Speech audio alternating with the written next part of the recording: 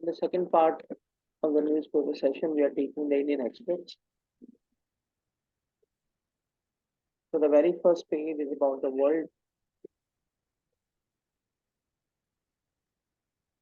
Azerbaijan arrests former Karabakh minister as exodus process 50,000. So what we can see and what we can draw from this is that there is a tension which is going on between these two countries, Azerbaijan and Armenia, because of which the people are bearing the bond and they are flooding from their native places to different areas to have shelter and to have safe and security of the life.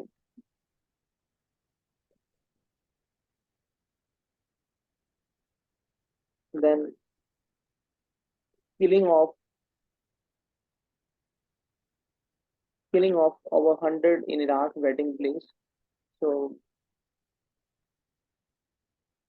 this is not as important.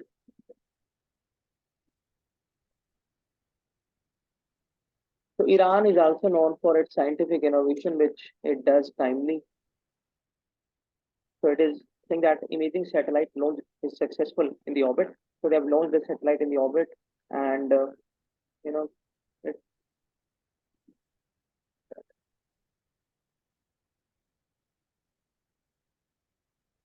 Mansi, can you stop for a minute? Yeah, sure. So the satellite name is Noor 3 satellite, and it is placed in the orbit 450 kilometers above the Earth's surface. So these two are the factual information regarding the Iran scientific innovation which we are seeing these days. And humans carry DNA from the extinct cousins like Neanderthals. So Neanderthals, who are they? They live on us on the Earth, and these ancient human cousins and other called Denisovans, which we had seen in the exams these days, that these kind of terms are coming repeatedly. Denisovans, these were the early human species, and Homo sapien ancestors, we can call them. So the DNA of these are earlier ancestors and are like Neanderthals, a new term which has come. We are having similar DNAs, and European or Asian backgrounds have 1 to 2% Denisovan DNA in most part of the world.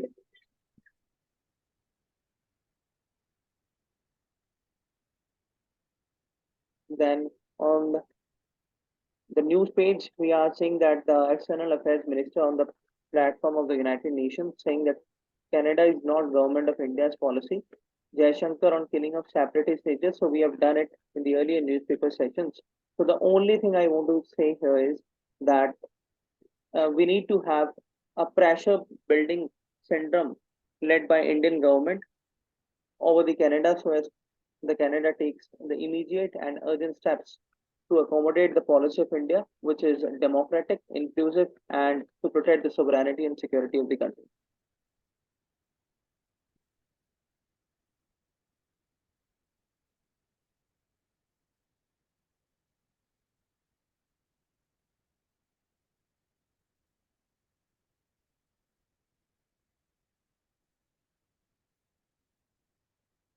So Gujarat turns over new leaf and bans invasive trees species. So as we know that invasive tree species are having adverse impacts on the economy, on the environment, on the biodiversity, but also according to some reports, they are also beneficial as they occupy the space which is not occupied by any uh, environmental flora and fauna, and that enriches that particular territory. So there is a Ram 1 urban forest in the Rajkot, where is a row of Phonocarpus trees, which are considered as invasive mangrove species, have been planted by the local administration. So the same thing I'm saying, that the invasive species cannot only be bad, they can also be good. And this is how the Gujarat Forest Administration is taking steps in the concurrence with the local administration to grow the Phonocarpus trees, which is a mangrove species. But uh, there are some apprehensions that it can provide the adverse impacts on the environment and human health. So we need to look and take into consideration the adverse impacts of the I would like to invasive. ask one thing here, Pravesh, in this topic, Yeah. invasive species. कि you are saying कि one of the positive impacts कि it enriches the diversity, ऐसे areas में invasive species grow होते हैं जहाँ पे और स्पीशीज नहीं सरवाइव कर पा रहे। तो instead of relying on growth of invasive species जो आगे जाके अल्टीमेटली थ्रेट बन जाते हैं, जैसे कि इस केस में भी दिख रहा है हमको, तो व्हाई डोंट वी इनिशियली हम ऐसे स्टेप्स क्यों नहीं ले रहे कि हम नेटिव स्पीशीज की ग्रोथ को प्रमोट करें? Well, actually, there are a number of things. Number one, there is a lack of information and awareness about these. Because, and number two, we are not having enough tools to control the invasive species to grow.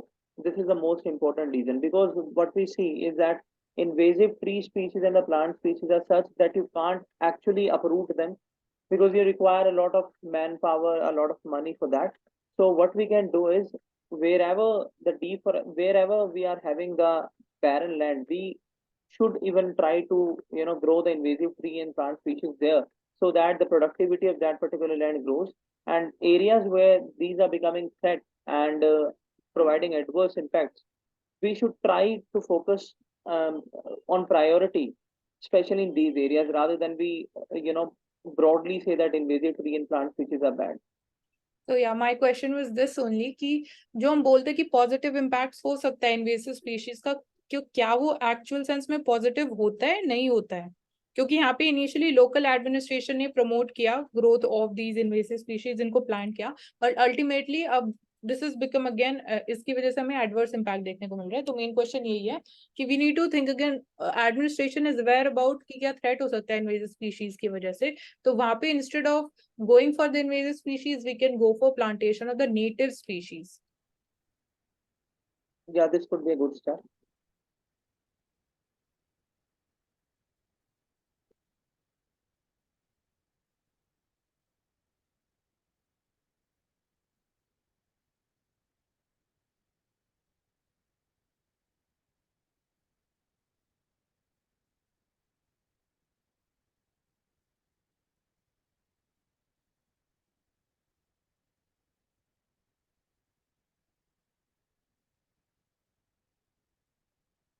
So this is a news which is having the implications in the states where the liquor is banned, as if we talk about the state of Bihar and others, where so the Delhi is also adopting new system to regulate the traffic, to track liquor bottles. So this is a behavioral aspect, we can say, that how we can curb the illegal smuggling of the liquor and all.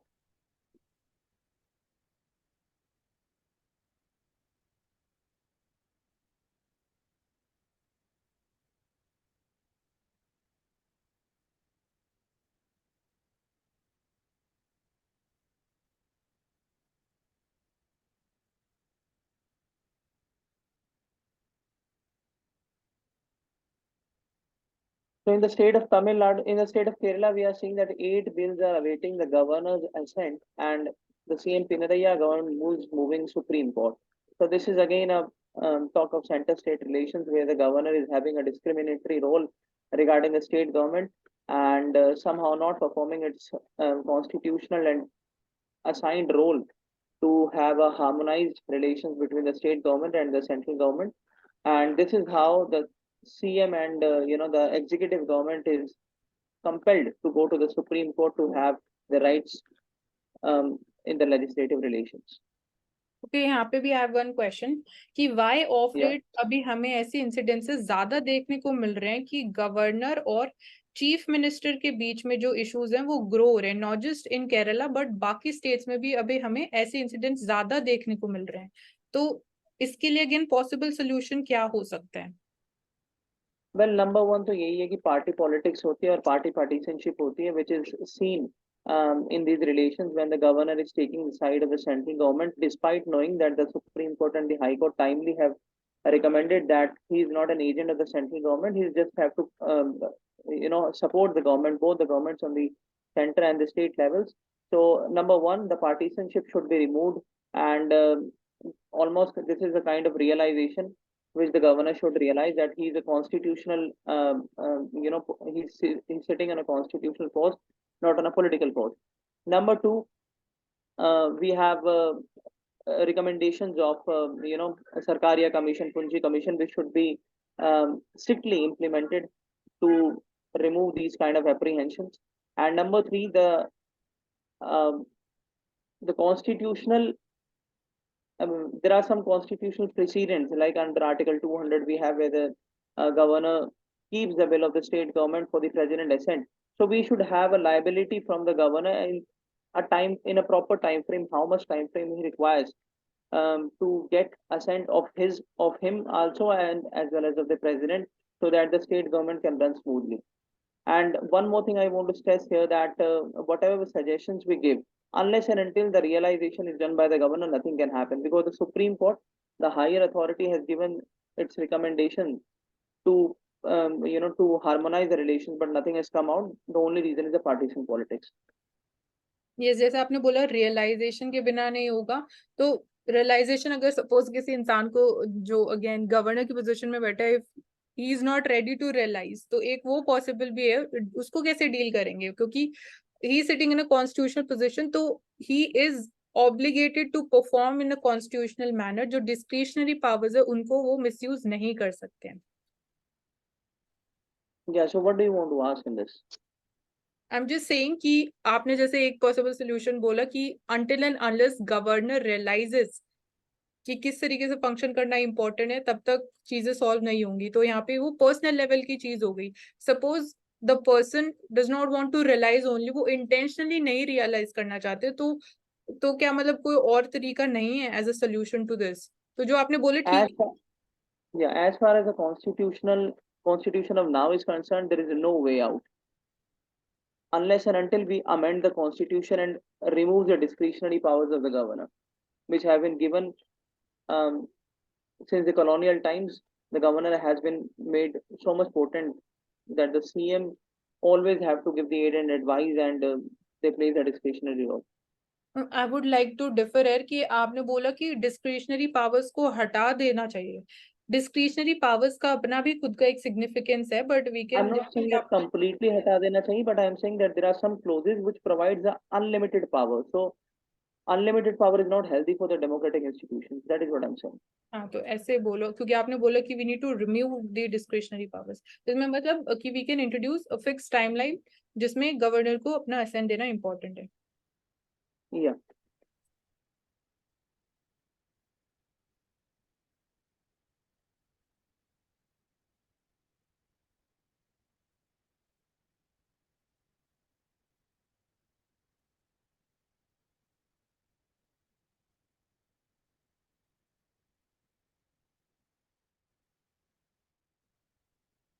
So Swabalamban 2023, this is an event of Indian Navy which is going to be showcase the indigenous technology, like underwater drones, carbon suits. So these are very good steps by the Indian Navy and the R&D department especially. And they will be displayed at the Bharat Mandapam, that is the erstwhile Pragati Maidan in New Delhi. And 75 new technologies, from ultra durance swarm drones to fighting system blue green laser for underwater applications. So these technologies are helping India and especially the Indian Navy to professionalize their work profile and to provide a state of security and safety in the Indian Oceans and in the Indian Oceanic Territory. This development of new products under the Sprint initiative has taken place, which was launched at the Naval Innovation and Indigenous Organization Seminar in the last year. So this is a continuation of that. And we are also having departments like Indian Navy Technological Development Acceleration Cell, which are constantly providing their hardcore dedication towards the research and development in the Navy sector. And as far as the startups and MSMEs are concerned, so they are also focusing on the indigenization towards this initiative.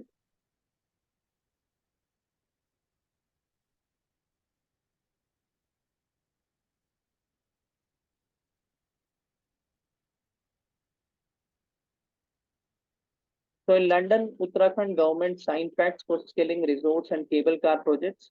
So this is a good step where the state governments are taking the leadership skills, and they are leading the socio-economic governance. They are bringing the investments into their states, and this is going to impact the overall picture of the state. When they will be developed, they'll be having more taxation. They'll be having more infrastructure projects. So this is how the India is going to be a India is going to be on development track. We can also mention here that developmental projects are okay, one side they are important for the growth, but at the same time they need to be implemented in such a manner, because we are seeing ki of late frequency of natural disasters has been increasing, specifically in the hilly states. So both the things need to be in coordinated manner, and things need to go forward in a sustainable development manner and planned way. So I think I want to interrupt you here is that as far as the disasters are concerned, so number one, disasters are basically because of the anthropogenic or the human-centric reasons. This could be one of the reason that when we are having the development projects of the international level in the states of the hilly areas, especially the Uttarakhand and Himachal, where we are seeing the natural calamities taking place in the form of landslides and flash floods and um, cloudburst. So what we have to see that we cannot actually see these kind of infra development projects with the apprehension just on the basis of that. But yes, we need to take some precautions and the measurement plans in beginning itself. So what we can do is we can have these development projects to be done and to be completed in a environmental friendly manner. Along with that, we need to incorporate the values of the ecology and the biodiversity as far as we have forest department reports and proper ECA and EIA projects. EIA reports should be submitted by these development projects. And the most important thing is the rampant urbanization led construction, which is done in not in these areas, but in the areas like hotels, restaurants. They are the major cause of concern as far as the natural calamities are concerned, because they construct illegally, they construct without the permissions of the authorities, they construct without the fire control mechanisms, and this is how the situation becomes such that the natural calamities when occur, because that is a normal thing, we can't actually stop that. The time they occur, most of the destruction takes place with them. So we have to ensure that these kind of activities do not take place um, under the nose of the government authorities. Yeah, so here I would just like to add up कि land subsidence जो जोशीमठ में देखने को मिला, we can't ignore that situation. So उसकी वजह से again we need to focus more upon tourist management policy होनी चाहिए and scientific construction activities promote की जानी चाहिए. Yeah.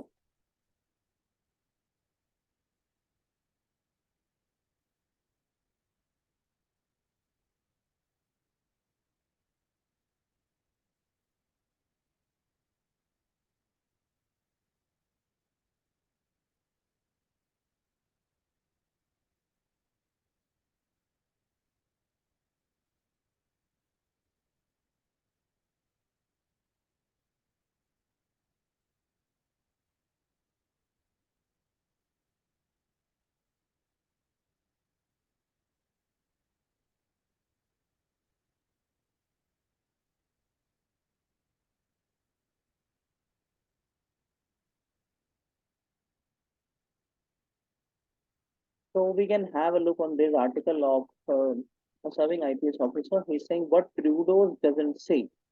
So friendly democracies do not harbor each other's terrorist fugitives. So this is a good thing as far as the situation is concerned. So Canada's parliament a few days ago to accuse the government of India and agencies of being complicit in the murder of man, which we know in the name of, I think we have Harjeet Singh Nijjar.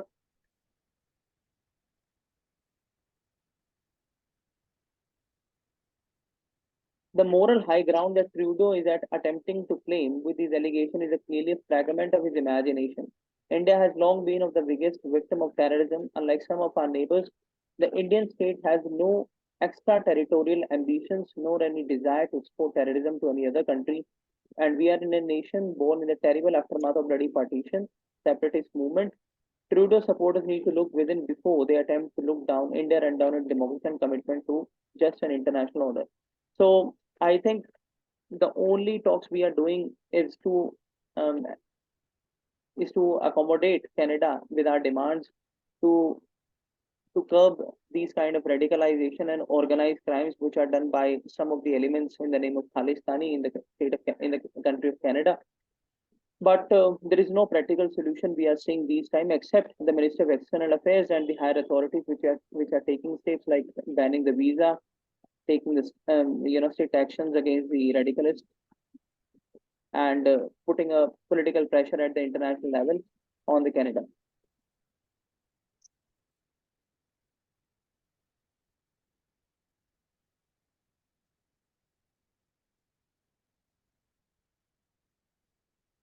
So Odisha is going to have its tiger sensor. Why Odisha needs? We need not to look into this because this is not our cup of tea. Cancer's gender problem. So the title aims to intent us that cancer's gender problem because I think it aims to highlight that most of the cancer incidences we are finding in the women. So 63% premature deaths due to cancer in Indian women are happening, which can be prevented by the reducing risk factors, screening, and diagnosis.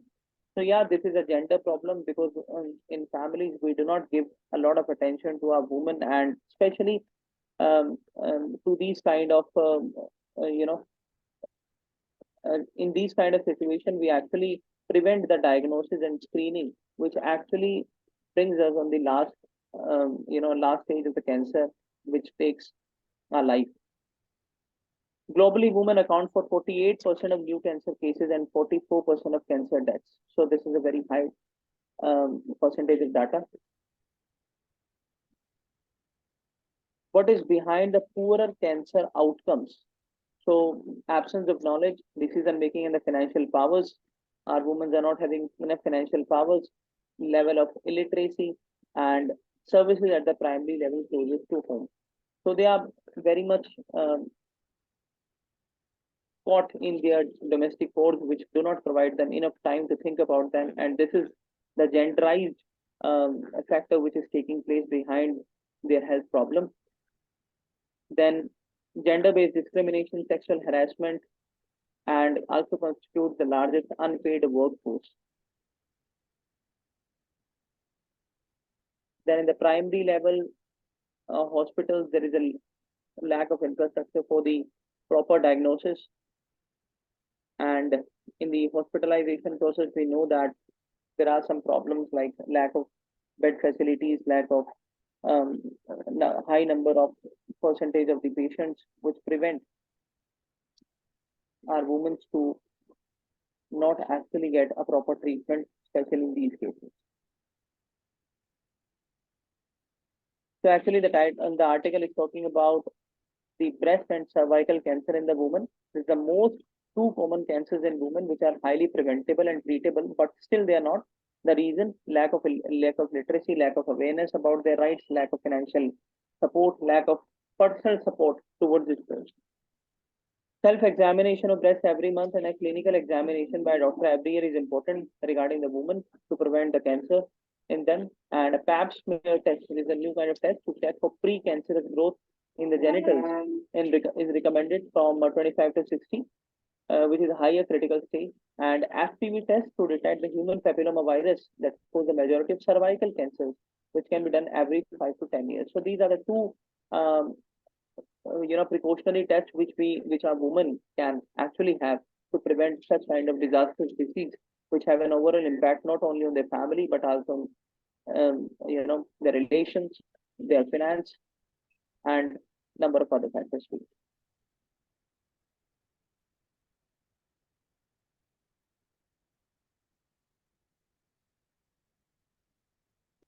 So RBI is likely to keep repo rate unchanged in the October meet, which is the meet of monetary policy. So it is having 6.50% stance.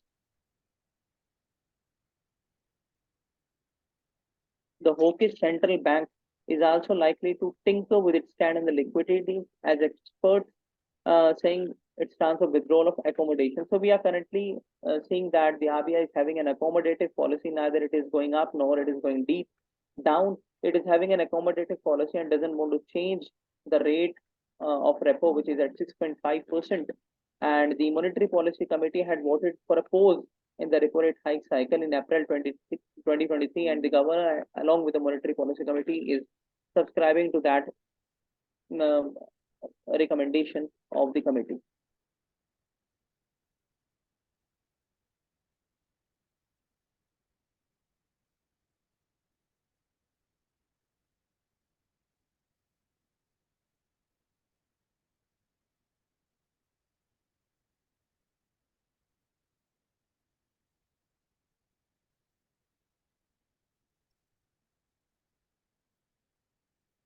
So these are some few names which we can have, like Isha is a girl of 18, was a part of gold medal winning 25-meter pistol team. So these times we are seeing that the questions on the sports are also coming in various exams, so we should look on these.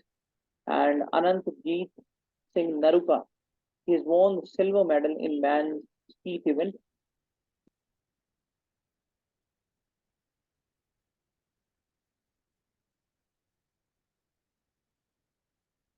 So this much is for today in the Indian Express session. We'll take some different articles tomorrow in the Indian newspaper session. Thank you so much. Keep watching.